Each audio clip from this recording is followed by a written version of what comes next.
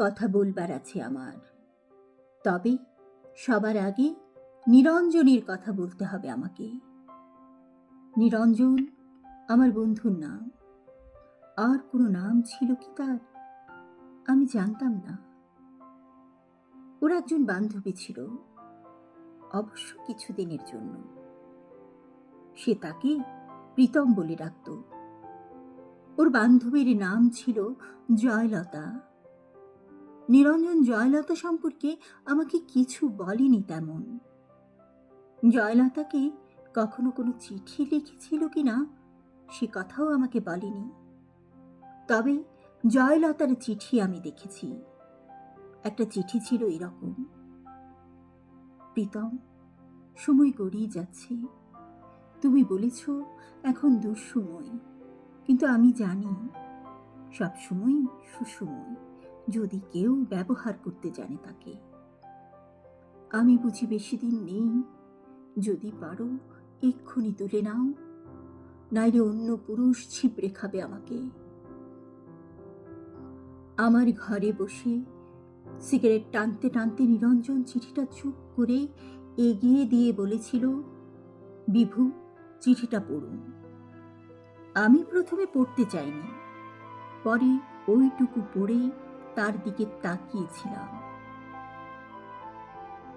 না, ওই সিগারেটের ধোঁয়ায় আমি কোনো নারী প্রেম তাড়িত পুরুষের ছায়া দেখিনি।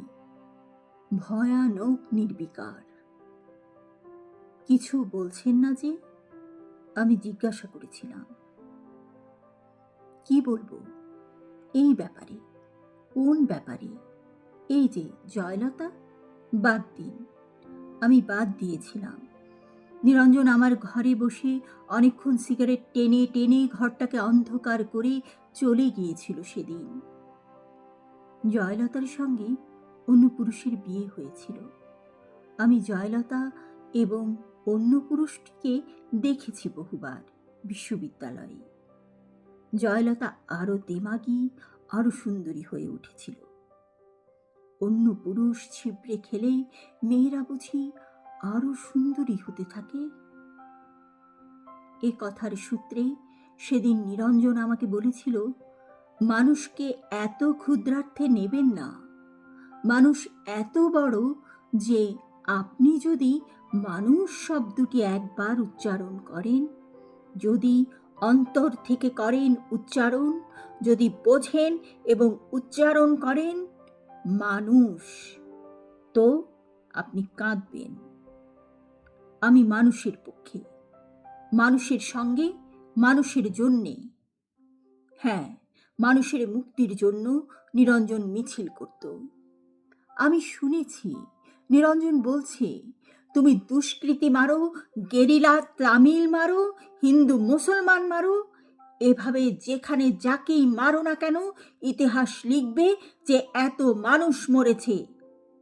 বড়ই করুণ এবং বড়ই দুঃখজনক শক্তির স্বপ্নে তুমি যারই মৃত্যু উল্লেখ করে উল্লাস করো না কেন, মনে রেখো মানুষই মরেছে। এই ভয়ঙ্কর সত্য কথা নিরঞ্জন বলেছিল, মিছিলে হাত উঠিয়ে বলেছিল।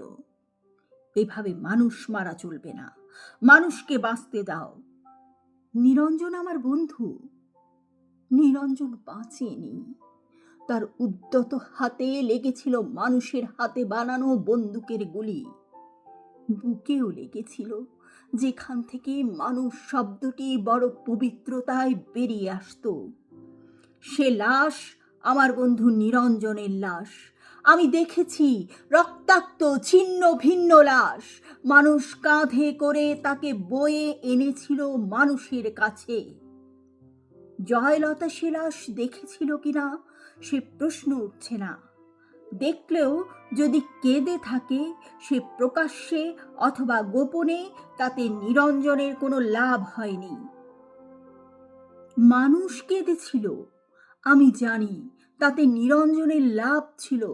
নিরঞ্জন প্রমাণ করতে পেরেছিল গতকাল মিছিলে আইন অমান্যের অভিযোগে যে দুষ্কৃতী মারা গিয়েছে তার নাম নিরঞ্জন। সে আসলে মানুষ।